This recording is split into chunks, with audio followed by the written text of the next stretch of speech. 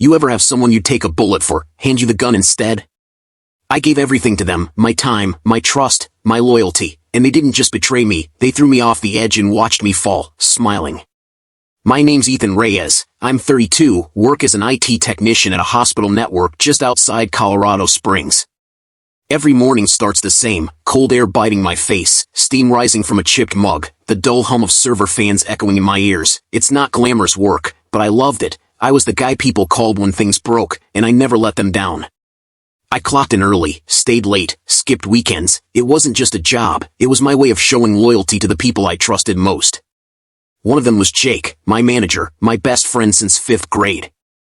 Back then, we used to play tag on the cliffs behind my parents' cabin, laughing like the edge wasn't dangerous.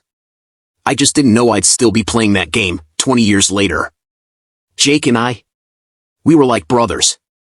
He was the loud one, quick to charm a room. I was the quiet guy behind the scenes, making sure his promises didn't crash and burn.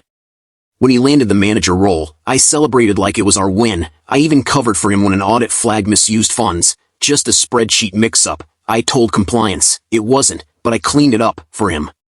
I pulled 70-hour weeks, missed my niece's dance recital, skipped my mom's birthday dinner. Jake? He left early for strategy happy hours and dropped my name when the system failed, every time. And I let him, because loyalty meant something to me. Then came the rumors, whispers that the new budget crisis was somehow my fault. I confronted Jake, he laughed, said, "Relax, man. You're just the guy who plugs things in." That should have been the red flag. But I didn't see the edge. Not until he pushed me off it. The company held a town hall that Friday, packed room, lights low. Jake walked on stage like a rock star. I stood in the back, sipping burnt coffee, not expecting anything but the usual updates. Then I heard my name. Effective immediately, Jake said, "Ethan Reyes is no longer with the company due to a serious breach of ethics and security protocol." I froze. Gasps, a few heads turned toward me. Jake didn't even look my way, just kept talking about trust, integrity, moving forward. My mug slipped from my hand, shattered on the floor. No one said a word. I didn't cry, didn't scream, I just walked out. My body moved before my mind could. I stepped outside into the wind, Colorado sun burning down, my hands were shaking. And I knew. He'd planned this, every second.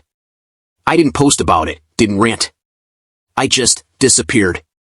While Jake celebrated, I went dark, holed up in my garage, just me, an old laptop, and 3 years worth of backups I'd quietly saved, just in case. I started digging. Late nights, pizza boxes piling up, the software of my hard drive spinning like it knew something was coming. I found emails, spreadsheets, Slack messages, Jake's entire scheme, embezzlement, falsified reports, backdated approvals, buried in the data like rot in the walls. I didn't send it to HR. I sent it to the board, and I CC'd the external auditors. No subject line, just a timestamp folder in one sentence.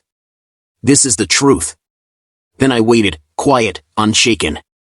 Because I wasn't falling anymore. I was climbing back up. The first text came at 6:42 a.m. "Jake, hey man, can we talk?" I didn't respond. Then a call, then 5, then 10. "Jake, bro, what did you do?" "Jake, the board's asking questions, something's wrong." "Jake, Ethan, please, just tell me you didn't." I watched the screen light up, one frantic message after another, my phone buzzed nonstop. I left it face down on the counter. Outside, it started to snow.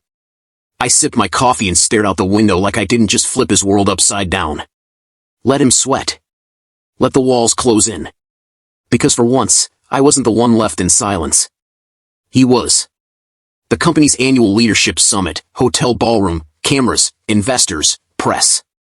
I sat in the back row, in plain clothes, no badge, no invite, just a seat I knew would be there.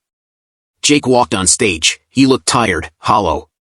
The board chair took the mic. After a thorough investigation. Gasps, murmurs. "We've uncovered significant financial misconduct by a member of our leadership team." Jake froze. Effective immediately, Jacob Miller is terminated from his position and referred for legal review. Security stepped forward, cameras flashed. Jake looked around, searching for someone to save him. His eyes found mine. I didn't smile, didn't nod. I just stood. and walked out. And for the first time in months, the sun felt warm again. Jake's gone, fired, investigated, blacklisted.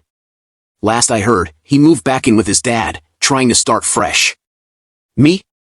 I rebuilt, quietly. I took a job teaching cybersecurity at a local nonprofit, helping kids who've been counted out learn how to protect what matters. I still think about that fall, but not with anger. Sometimes the people who push you off the edge do you a favor. Because rock bottom? That's where you find solid ground. Now, I'm at peace. Every morning, I watch the sunrise from my little apartment in the city, the hum of servers replaced by the buzz of kids learning, growing. The lesson? Betrayal doesn't break you, it shapes you. What would you have done in my place? Drop a comment, like, share, and subscribe if you believe that the truth always finds its way to the surface. Stay strong, you've got this.